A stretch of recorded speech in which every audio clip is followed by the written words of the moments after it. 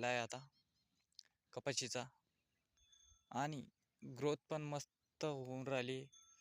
आता बघू आपण एका झाडाला किती फांद्या आहेत. 1 2 3 4 5 6 7 8 9 10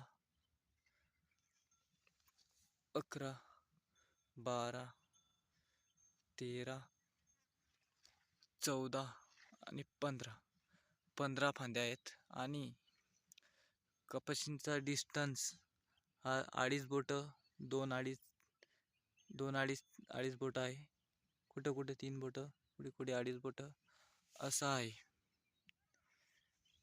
तर तुम्ही जर व्हिडिओवर नवीन असाल